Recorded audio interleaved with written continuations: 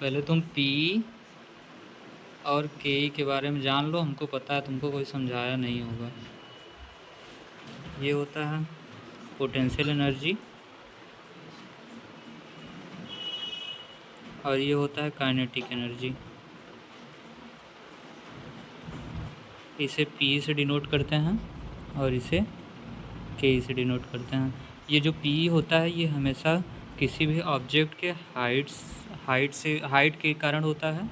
जब कोई भी ऑब्जेक्ट हाइट पे रखा हो और उसके ऊपर ग्रेविटेशनल फोर्स लग रहा हो, ग्रेविटी लग रही हो, तो वहाँ पर क्या होगा, हमेशा पोटेंशियल एनर्जी लगती है। और अगर काइनेटिक एनर्जी की बात की जाए तो काइनेटिक एनर्जी हमेशा मूविंग ऑब्जेक्ट से लगती है।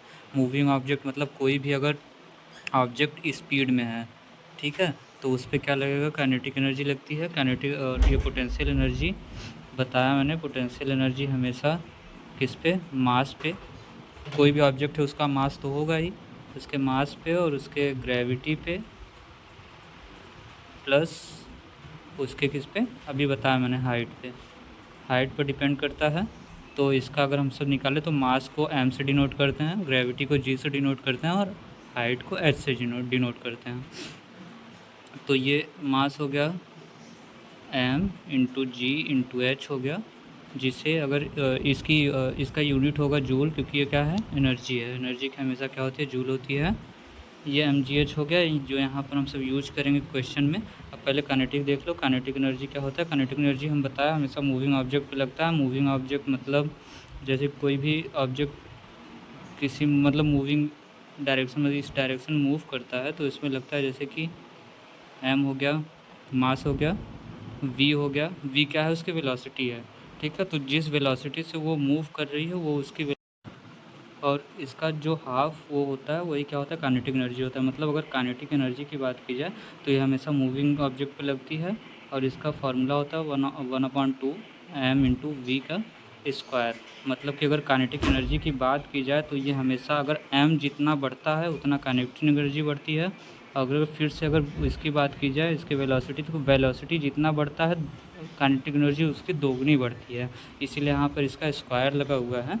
और अब हम चलते हैं क्वेश्चन पे। तो क्वेश्चन क्या था, क्वेश्चन यहाँ पर था हम सबका मास ऑफ एनर्जी। पहले हम सबको निकालना क्या है, क्वेश्चन में हम सबको दिया है कि एक स्टोन है, स्टोन का हम सबको 5 मीटर मतलब हाइट से नीचे गिरा रहे हैं, ठीक है। तो नीचे गिराते टाइम ग्रेविटी भी लगता है और उसके बाद उस जो स्टोन गिर रहा है उसका क्या है, एक मास है। ये स्टोन रहेगा, उसका मास कितना दिया गया, 10 किलोग्राम है। तो हम सबको निकालना क्या है, इसका पी निकालना है, उस स्टोन का क्या निकालना है, पी। मतलब कि एक हम सबको स्टोन है, ये कितने किलोग्राम का है, 10 केजी का है। ये कितने हाइट पर, ग्राउंड से कितने हाइट पर है, 5 मीटर के। और इसके बाद इसमें ग्रेविटेशनल फोर्स लगेगा इस ग्राउंड की वजह से। ग्रेविटेशनल फोर्स हमेशा 9.8 होता है, इसको 10 रखते हैं, वो क्वेश्चन में दिया रहता है।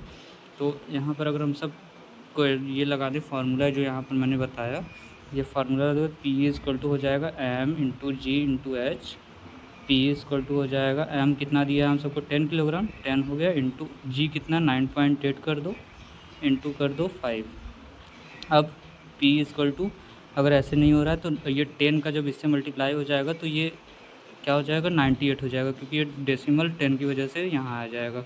तो इंटू 5 हो गया। अब P का यहाँ से निकाल लो, 98 इंटू 5 कितना होगा, 98 इंटू 5 जीरो हो गया, और जीरो 5 और 9 490 यही होगा। तो इसका हो गया हम सबका 490 जूल। ये और दूसरा क्वेश्चन उसी में एक और क्वेश्चन है कि हम सबका जो एक लड़का है उसकी हाइट निकालनी है और उसका हम सबको पोटेंशियल एनर्जी दिया है। तो हम सब फार्मूला जानते हैं कि अगर हम सब सेकंड, उसी क्वेश्चन के सेकंड टर्म की बात की जाए तो पोटेंशियल एनर्जी हम सबकी है 196 इंटू 100। वो जो क्वेश्चन में जो 102 दिया है, क्वेश्चन में 102 दिया है वो रॉन्ग है। ये होगा 102 और ये इतना दिया है जूल, और उसके बाद हम सबको और क्या दिया है, उसका मास दिया है शायद, मास, मास नहीं, हाँ मास दिया है। मास कितना दिया है,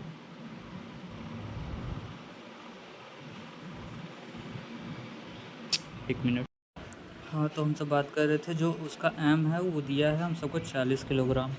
तो हम सब अगर फिर से फार्मूला रखें तो पी इज इक्वल टू हम सबको पता है कितना होता है, M into G into H होता है। अगर हम सब एच से यहीं रहने क्योंकि हम सबको उसकी हाइट निकालनी है, तो एच अगर हम सब यहीं रहने तो एच इक्वल टू हो जाएगा।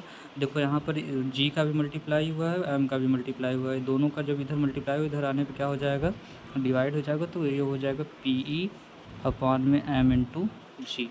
तो एच इक्वल टू हो जाएगा पी, हम सब बताया अगर इन दोनों का मल्टीप्लाई कर दें तो हम सबका आ जाएगा 00 अपॉन में हो जाएगा एम कितना है 40 है इंटू 9.8। अब हम सबका क्या हो जाएगा, ये जीरो अगर हम सब यहाँ से हटा दें तो ये 98 हो जाएगा। तो कितना हो जाएगा, यहाँ से देखो एच इक्वल टू हो जाएगा हम सबका 00 अपॉन में हो जाएगा कितना 4 इंटू 98।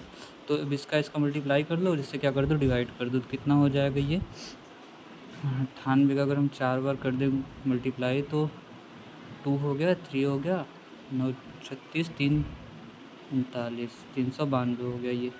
तो ये आ गया 196 00 अपॉन में 392 एच आ गया। अब इन दोनों का डिवाइड कर देना, जो डिवाइड करने पे एच आएगा वो क्या हो जाएगा, आंसर हो जाएगा। ठीक है, और ये आएगा मीटर में, और ये जो हम सबका आया था ये आया था जूल में। तो हमेशा ये जो यूनिट लिखी जाती है इसे भूलना मत। ठीक है, तो अब सो जाओ, गुड नाइट, स्वीट ड्रीम्स।